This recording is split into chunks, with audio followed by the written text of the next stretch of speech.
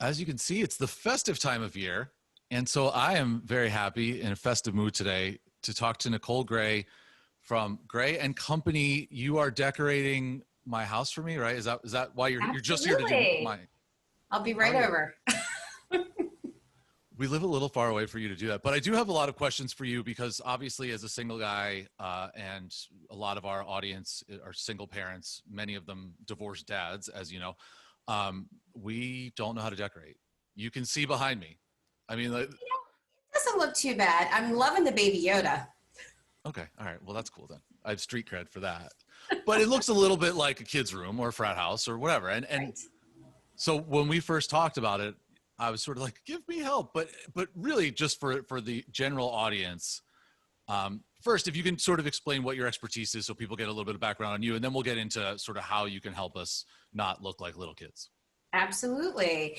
So my background is pretty diverse. I was a realtor for a really long time. Then I started a residential cleaning company that I ran for 6 years. And that sort of got me into interior design, also home organization. Um, Makes so sense. being, yeah, I mean, cleaning for all those years with my staff, we were in a lot of people's homes and we would see the do's and don'ts and the disorganization. And that's how I sort of got into enjoying and working with folks, helping them to decorate their home and make it feel more cozy and inviting. So that's my background. So I started Gray and Company at the beginning of the year, and it's been wonderful. It's been a lot of fun. How? Let's start where I just was. Yes. How do you when you said, because I remember when we first talked, you said, "Oh, this is perfect," because I actually have worked with a lot of divorced people and things like that. Yeah. Especially because oftentimes we're starting from nothing, we're starting from scratch, whether it be stuff we bring with us or just moving into a new space. And so I say this jokingly, but like for people who I don't know if I've ever shown it on the show, but like there's like comic boxes and pop Funkos everywhere. I mean, and I love that because that's the kind of stuff I'm interested in. And yet, every time I've ever brought anyone back here, it's kind of like a funny conversation. Like, is this all your kids' stuff? Like, I mean, sort of. So what is your for me and other people like me who are maybe a little more immature than they should be? What is the best advice to have personality and make your kids feel welcome when they're there? But then the other half of the time when your kids aren't there, you're still an adult, and if a woman comes back or a man comes back, however you do, you don't kind of look ridiculous. Let's put it that way. Yeah. Okay. Well, you know what? I'm going to use myself as an example because I'm divorced.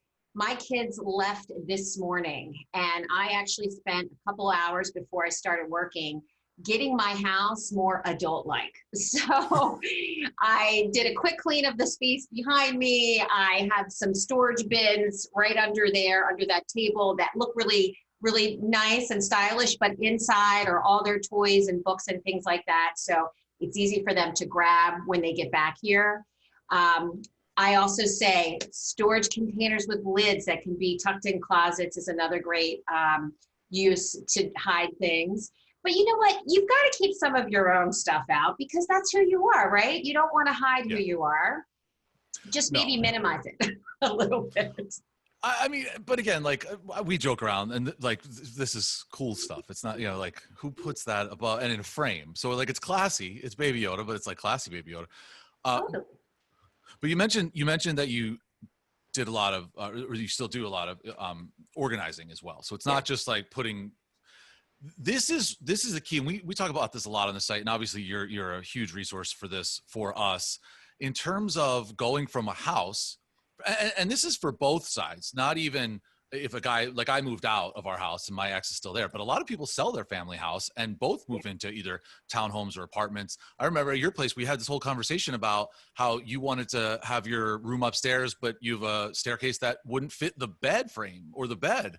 And Yeah. so this very, very intimately, so to speak. How do you get people prepared for downsizing when they have way too much stuff? Is it just like sell it all off and start fresh, or take what is necessary and then the other stuff? And conversely, if you have nothing and you're moving to a small space, like what do you do? What do you bring with you, and what do you buy?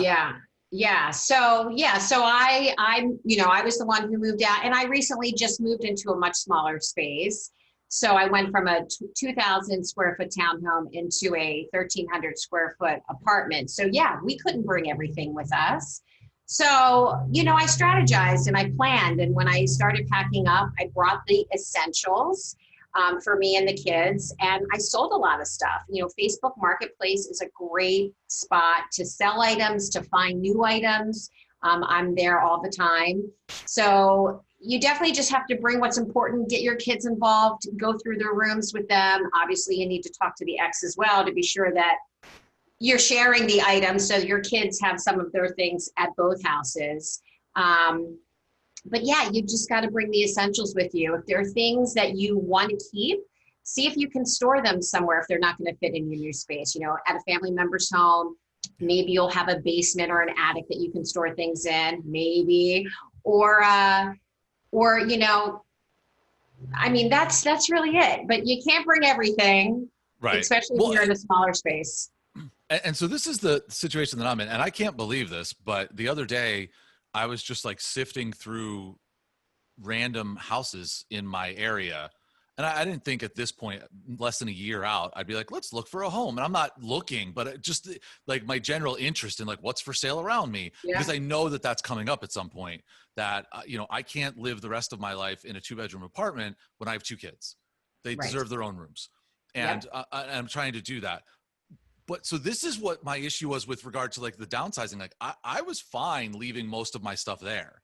But now if I'm looking for a home that's 3-4 bedrooms or whatever it is and a lot more space, can I go back to my ex and be like, hey, by the way, can I have all that stuff that you offered me before and I said I didn't want? Like, you sell all this stuff, you just have to go buy it again in a year. So would you advise people who know it's a stopgap, like I'm just going to rent for a little bit, to get a storage space, you know, to spend the money on one of those places, or just like beg friends, like, keep my couch for a year, I'm getting it back? Right. Yeah. I mean, I would say if you know if you really do know it's going to be short term, let's say you're only going to have to rent a storage space for a year, then I would say definitely do it, because, you know, it's expensive if you now have to go move into a new home and furnish the whole place. I mean, I will say though, there's many ways to get inexpensive furniture. I mean, I still highly recommend using IKEA for some things because it's super affordable. The sofa that's in my place here is from IKEA, and it makes good sense because my kids are still young. They're going to mess it up. So, so yeah, get a storage unit for things that you really absolutely want to hold on to. You can get them for pretty inexpensive, and they're becoming more and more popular these days. So and there's storage facilities everywhere around now. So yeah. That storage facilities became like the old folks home of like 10 years ago, where it's like, oh, people are living longer, we need to put places where they can live. And now it's like, well, they all have stuff, what are we going to do? So like, it's amazing. That's the business to get in. What are we doing? You mentioned buying things inexpensively, and I know that this is a big thing. A lot of, and again, we have your Instagram up and people can go to it, but for people who are listening and not watching us, it's Grey and Company Home is your Instagram. Yes. At Grey and Company Home. Yes. A lot of the stuff you have on there is very, I don't know if the word's rustic or farmhouse-ish, you know, like, and that seems to be a style, a very popular style all over the country. A lot of this stuff is hilariously, to me, when you go into a store, super expensive because it looks old.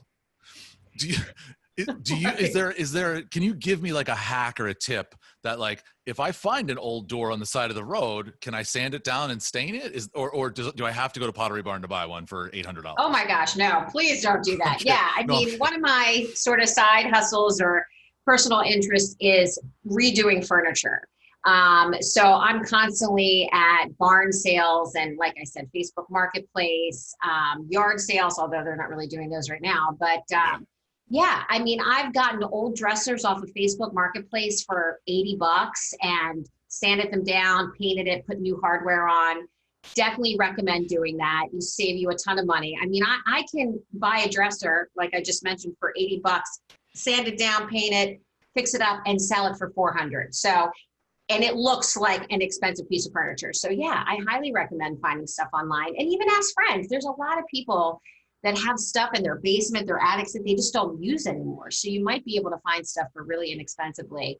And again, if you're not into buying used things, I mean, IKEA. You can get some great stuff. You Yeah. don't have to keep it forever. But if you've got to have, furniture now for Right. a Yeah. few kids, and it adds up. Yeah. I think this was Raymore and Flanagan Outlet, but either Yeah. way, like we found you go to a place that's relatively cheap. I applaud your sort of general sense of helping, because what you could have said right then, instead of I bought a dresser for $80, sanded it down, changed the hardware and painted it, and then I could sell it for 400. What you could have said is, I have this great dresser people can buy for $300 and I'm giving them a deal. I mean, why not? Like, I mean, but anyway, so for people who are, you and I are both in the Philly area. For people who are in the Philly area, like, honestly, do it for them. You can do it for me, whatever. Like, we'll find a dresser and we'll work on it together. Yeah. And Philly, by the way, Philly is a great area to search under Facebook Marketplace, because I find there's a lot more variety down there and people are willing to sell things for a lot less, even heading out more towards like Lancaster area too. I mean, I went out to Lancaster a few months ago and I picked up a Pottery Barn dining room buffet for $100 that normally sold for like $1,500. So definitely searching in like large cities or small towns, not like the main line, you can find some great deals. Total aside, and this is like a national thing, but we're so Philly right now. So I'm just gonna, it's funny to me when I was at the house and we had to buy a shed, and you go to all these like Quaker shed companies and, and it's like, how are these so expensive? Like, what do they make? And it's hilarious to me that, like, you said you went out to Lancaster, which essentially is like, Quaker country. And you would think you get a lot of really quality made stuff and older pieces you might be able to find, but you're not always saving money. You got a good deal, but like a lot of times it's like they're throwing the old like straw in the mouth, beard and overalls, and they're jacking up the price. Like, I don't even know if those people are real Quakers, but they're making money on it. Yeah, no, it does happen. Yeah, you've got to be smart enough and look for the deals, and but yes, I mean, there is some good quality furniture out in Lancaster, but this was just a family that luckily needed to move quickly and couldn't take this piece with them. So I was in the right place at the right time.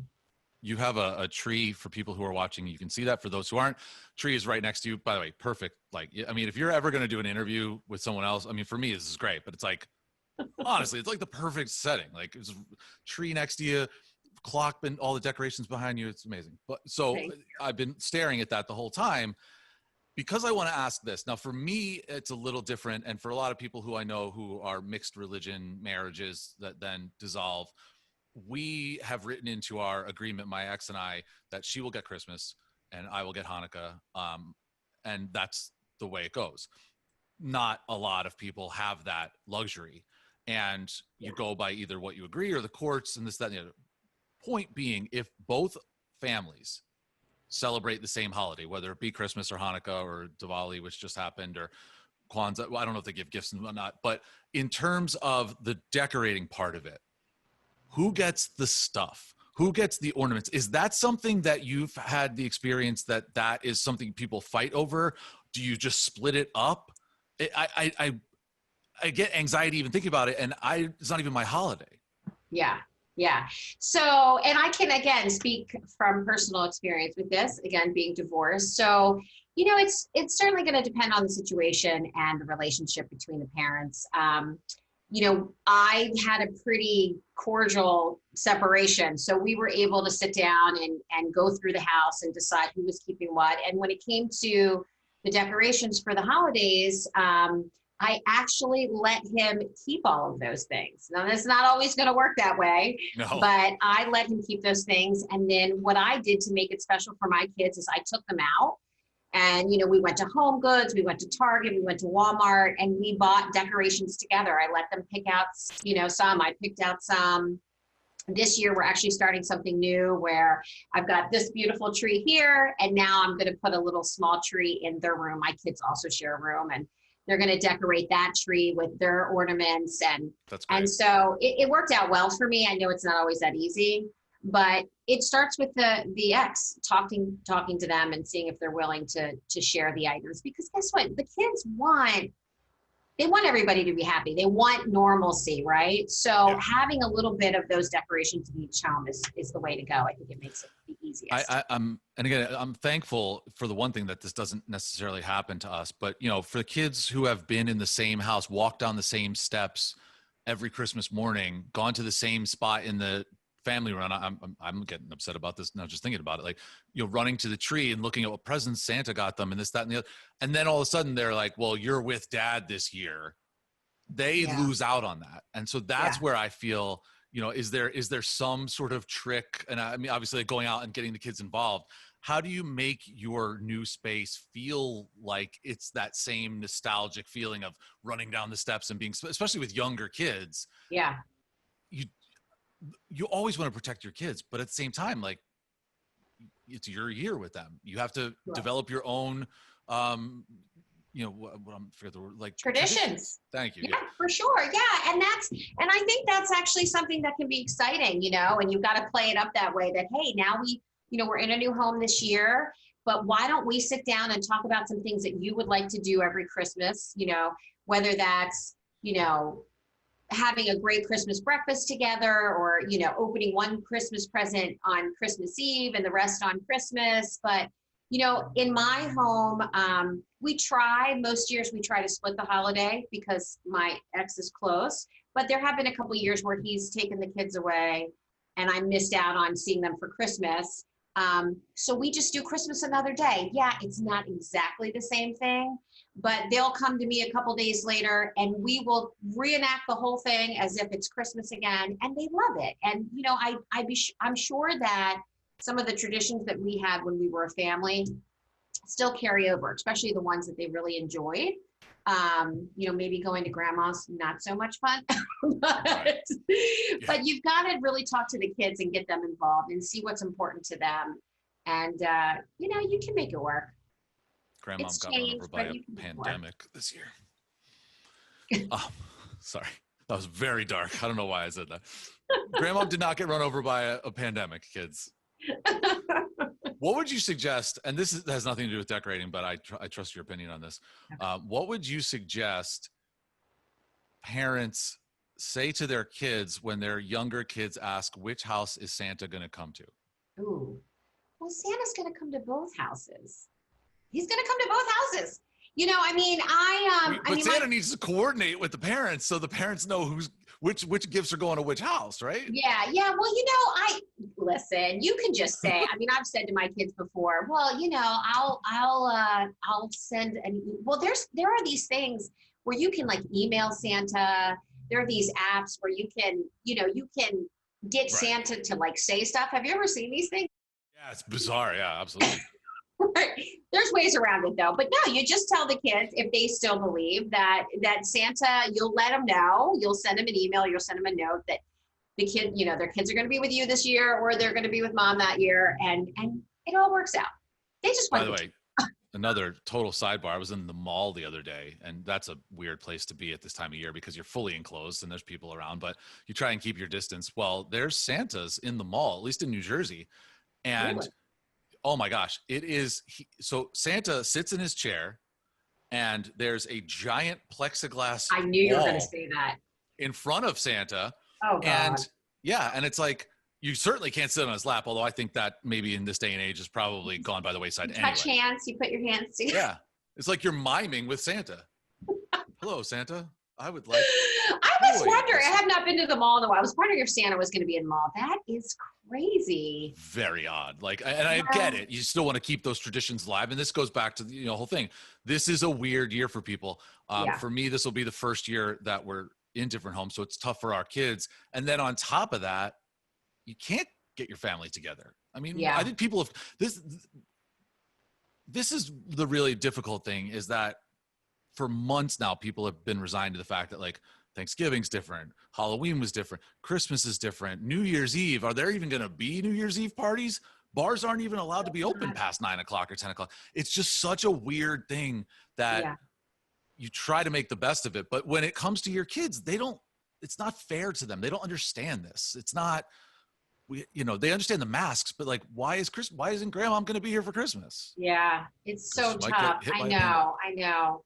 Yeah, Oh, yeah, I get it. I get it. I mean, we're going to be doing some Zoom calls and some WhatsApp, chats and stuff like that. But you got to make the best of it, right? And, hopefully you can have, whoever your kids are used to seeing all the time, who they're around. And maybe it's just mom and dad and siblings, but, that's who you have to spend time with this year. And Yeah. then, like I said, still keep some traditions going, whether that's watching a Christmas show together or having a favorite meal.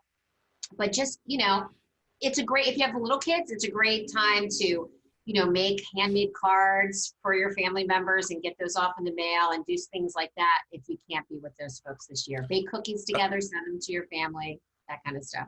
That's a great idea. The card is something that, everybody prints the photo cards and stuff, but to your point, we have a Cricut machine behind us and it's a godsend. We've made so many stickers and shirts and everything. And just to Nice. do like a little 3-dimensional card. Actually, you know what? I have one right here. Excuse me for a second. This is back from Father's Day that the kids Very made. And it's, cool. and just like the whole thing gets cut on the, so I love that. yeah, these are little things that, you know what? I still have that. How many Father's Day cards or Mother's Day cards do you leave out all year? Well, it's just so neat how they did it. Yeah, very So cool. I appreciate that. So here, my last question for you is, I don't want the answer to this. So, Okay. I mean, I want your answer to it, but I don't want to know the answer to it. So every year I used to decorate the house outside, and a lot inside as well. I'm tall. My ex wasn't. It just sort of became logistics. And I said to her the other day, like, if you need help getting the tree out of the basement, because it's very difficult to get up the stairs, let me know. And whatever, they'll figure it out. But then I started to think, and again, not my holiday, I started to think of all the ornaments that have the two of us on there, or that have one of us and the kids, or all four of us on there. And they have the year on it. And so, Yeah, from a historical sense, like, that happened. That time in our lives happened. And right. yet I understand that she's moved on. I've moved on. We're not together anymore. And we're still a family, but it's different. Does that stuff get like a special place on the back of the tree for a couple of years until the kids get over it? Or do you just like put it somewhere else on like a little, like maybe that's the tree that they put in their room where like those are the ornaments with Bingo. dad?